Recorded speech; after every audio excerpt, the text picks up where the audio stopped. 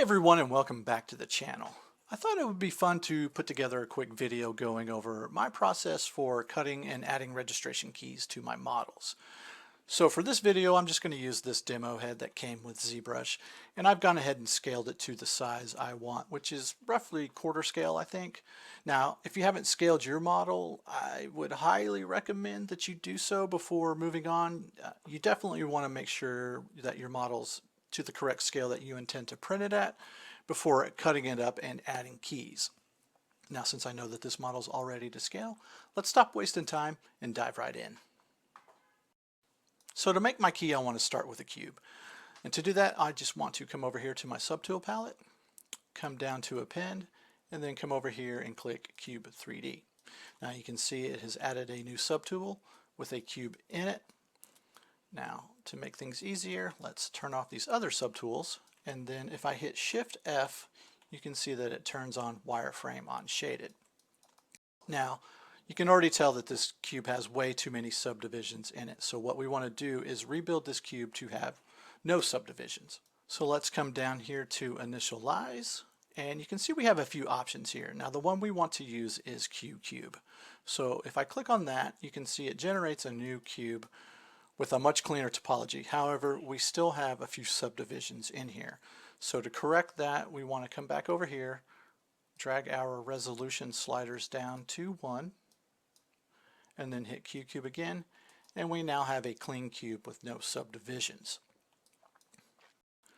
So what I want to do now is add a slight taper to the bottom of this cube. To do that, we want to use ZModeler. So I'm going to hit B, which is going to bring up my brush palette, and then hit Z, and it's going to narrow my selection down to brushes that start with Z. And we can just select our ZModeler. Once we're in ZModeler, we can now edit the model according to its components, which is going to be either a point, an edge, or in this case, a polygon. So what I want to do is just simply scale this polygon down to add a slight taper to the key. So if I hover over it, you can see it's highlighted in red. Now if I hold down my spacebar, it brings up this menu. Now up here you can see we have by default QMesh selected. We want to select scale, make sure it's set to single poly. Now you can use mesh center if you want, but I like to use polygon center just because it will now scale this polygon according to its center as opposed to using the center of the entire mesh. So if I just hover over this polygon here real quick and then left mouse drag to the left, you can see it adds a slight taper to my key. So once we're done, hit B, come up here to quick pick, and it doesn't matter which brush you pick. I'm just going to grab my move topology brush, and that will exit us out of the ZModeler. Let's collapse this down and then scroll back up here. Now what I want to do real quick before moving on is just simply rename this subtool, and we will call this master key. And we're done. Now what we need to do is generate a keyhole. And again, it's just as easy as duplicating this subtool here. Now I can do it by either hitting Shift Control D, or I can just come over here and hit duplicate. And I now have an exact copy of this key. Now we can rename that keyhole. So now that we have the key and keyhole made, it's time to proceed with cutting up the model. Correct? Well, not exactly. If I was to print this model out with the key and keyhole as they are now, the pieces would be too tight, creating a visible gap between the parts. So to correct this, I want to add a small gap between the key and the keyhole. Now this will allow the key to rest properly in the keyhole once the model has been printed. Now the easiest way to create a gap tolerance is to make a cube scale to whatever measurement best fits your needs. For me, I've settled on a gap tolerance of 0.2 millimeters. So how do I determine that size or that scale? If I come over here and add a cube to my scene, I have no idea how big this cube is. So how do I determine scale? Well, it's pretty easy. I can just come up here to Z plugin and open my scale master plugin. So with the plugin open, you can see over here we have it set to millimeter by default. So you can change your scene scale to whatever unit you prefer.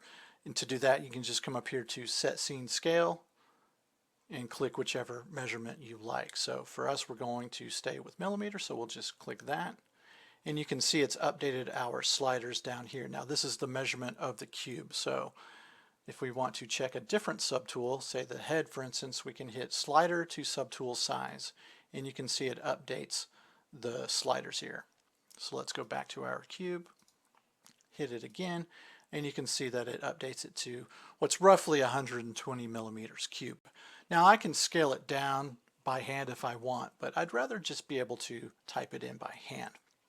Now to do that, I can just come over here and update my sliders. Now by default, again, our lock sliders ratio is checked, so whatever change I make to one slider, it will make to the other two. So you can see if I drag this out here, it updates all three sliders.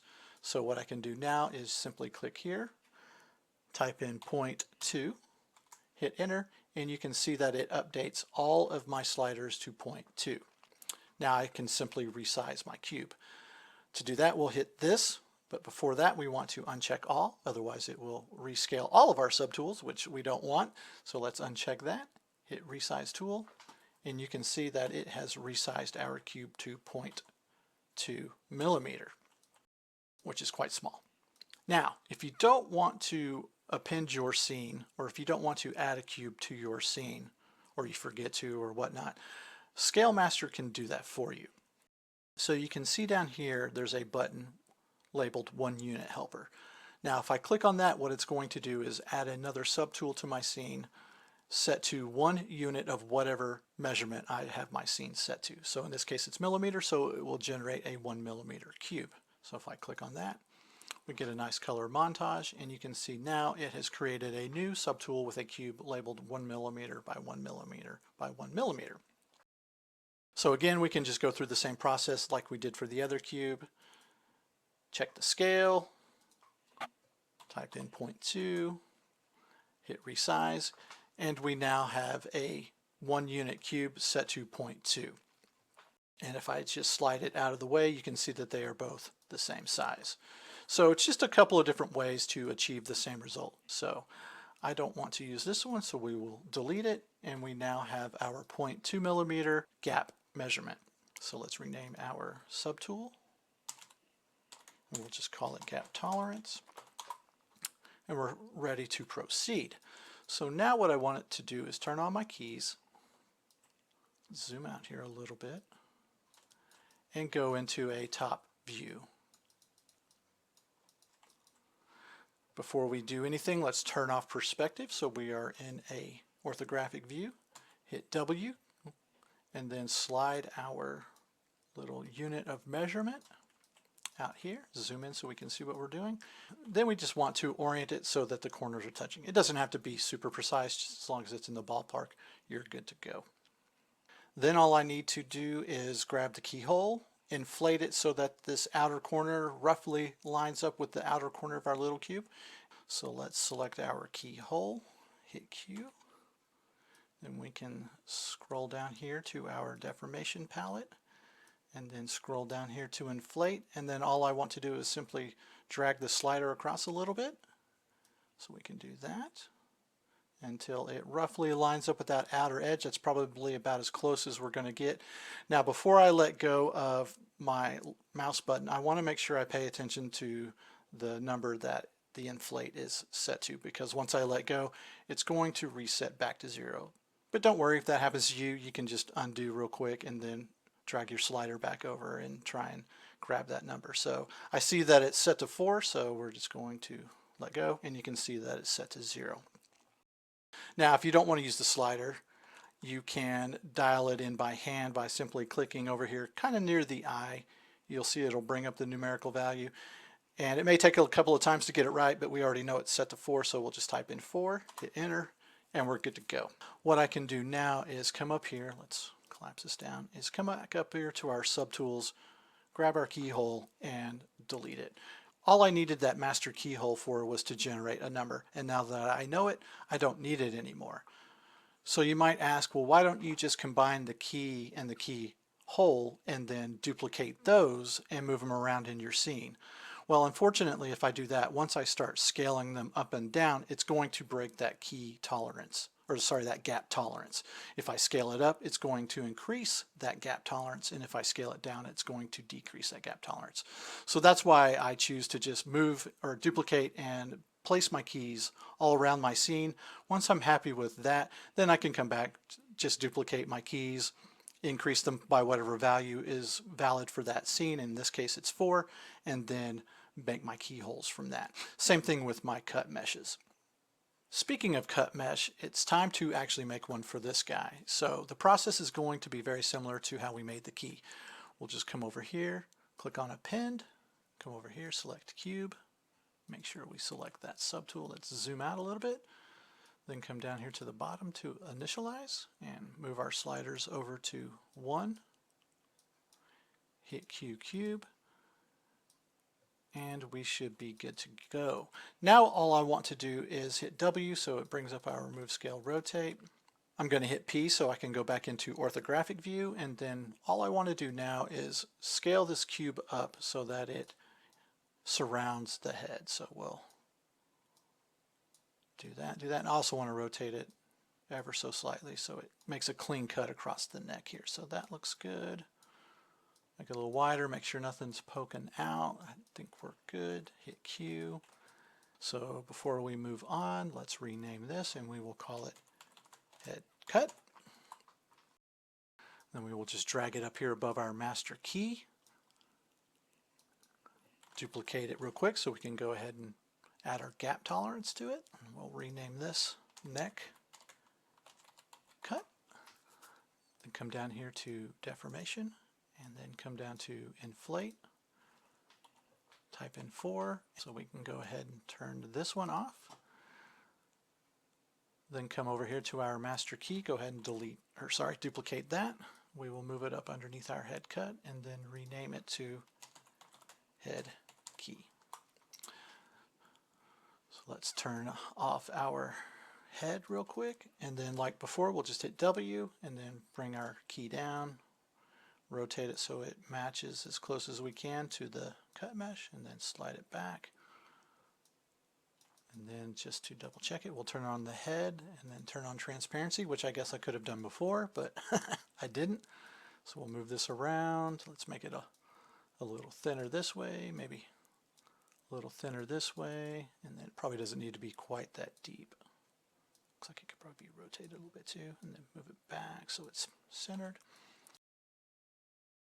So let's turn off transparency, turn off our head, and then duplicate that, and we will call this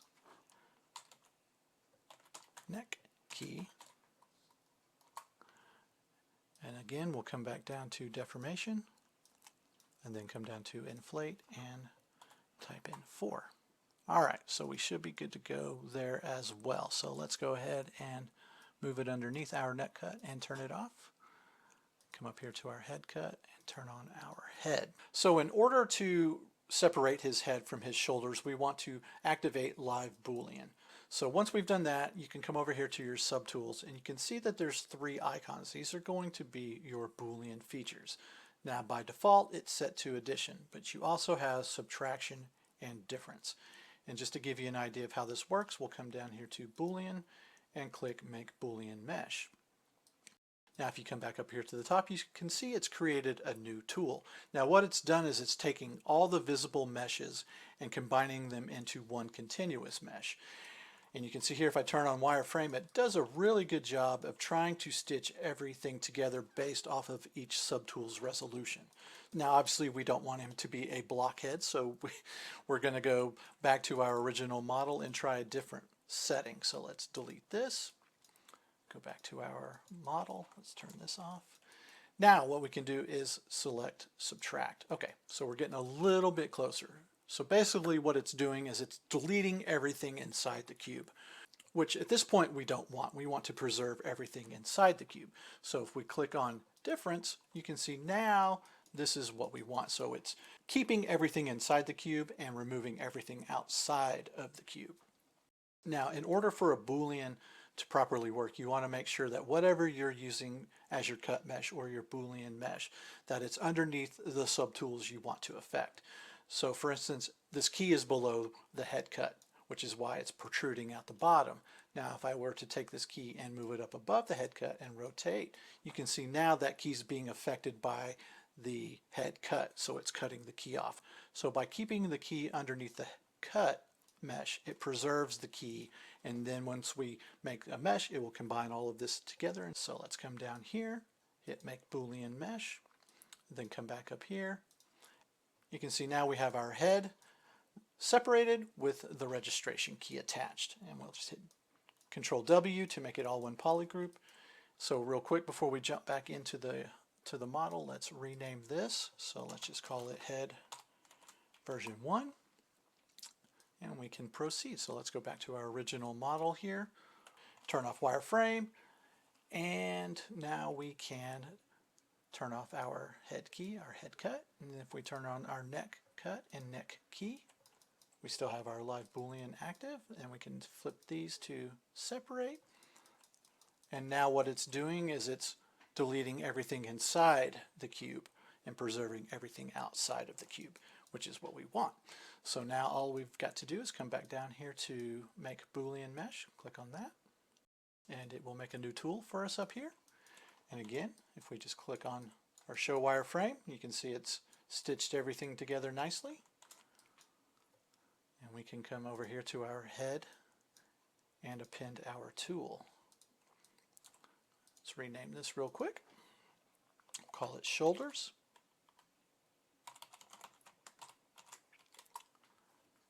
And that's it. That's how I separate my pieces and add registration keys. So you can see there's a slight gap between the head and the neck. Now if I was to print this out as is, there really shouldn't be a gap. Now you would see a seam obviously, but no real gap. And that's because the key itself can now rest properly in the keyhole. And this is where you would want to be strategic in how you cut up your model.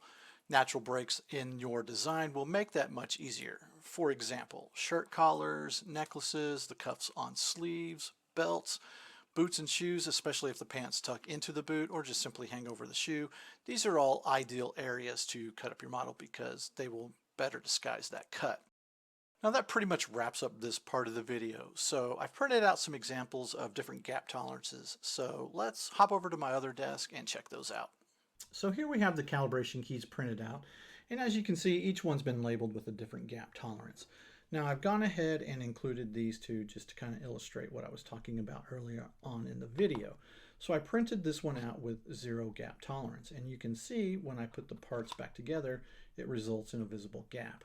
Now the reason that is because the key and the keyhole are the exact same size in the file, but when I printed it out, the key ends up being too big for the keyhole, which results in our gap. So obviously that's not what we want.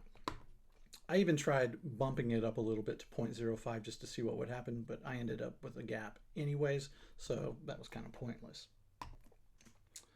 So that brings us to these three here. Now this first one I printed at 0.1 millimeter. You can see the key fits in the keyhole correctly without being too snug. Now this is a measurement I've started using more in my preparation process, mainly for keys that anchor my figures to the base. I don't always glue my figures to the base, so I like to have a slightly tighter fit so the figure doesn't rock about, especially when picked up and handled. Now the next one here is 0.15, and again you can see no real visible gap. Key sits in the keyhole properly and has just a little bit of wiggle. Now this last one, which was the measurement that we used in the video, 0.2 millimeter, again, key fits in the keyhole correctly and has just a little bit more wiggle between the two parts. Now this is the one I've been primarily using when prepping my models for the last few years. The reason is I like to have just a little bit more real estate in there for glue. I like to print my models big, and I just want to make sure there's enough glue so that when the parts go together, they don't come apart in the future. So again, I like to have just a little bit more wiggle. It also allows for any issues that come up during the printing process. So you can see here I printed out this mouser, and if I take this leg here, I can attach the leg and you can see it goes together properly with just a little bit of wiggle. Now if I attach the other leg over here, again it fits correctly, but it has almost no wiggle. Now these were printed with the exact same gap tolerance, so why is one more snug than the other? Well, when I oriented this on the build plate, I accidentally got this edge here parallel to the build plate. So instead of printing it at an angle here where it would stair step up across this edge, I ended up printing it flat. So what happened is this plane here started to sag, resulting in a bump that now rubs up against the top of this key. So had I printed it at one of the smaller gap tolerances, I would end up having to sand the top of this key so that the leg would fit correctly into the body. So again, that's why I like to have just a little bit more play between my parts. Now, if you haven't calibrated your keys and you would like to, you can download this file for free at the link in the description below. And I've gone ahead and excluded these two because they're not needed. I did add a couple of more though to the file. I added a 0.2 and a 0.1, or sorry, a 0.12 and a 0.17. So there should be 5 keys in total in the file. So I think that pretty much wraps up this video, and I hope you enjoyed it. It's always nice to share what knowledge I pick up along the way, and I really do hope that this helps out in your printing journey. Of course, if you did enjoy the video, please hit like and subscribe. Don't forget to follow me on Instagram, and until next time, take care everyone.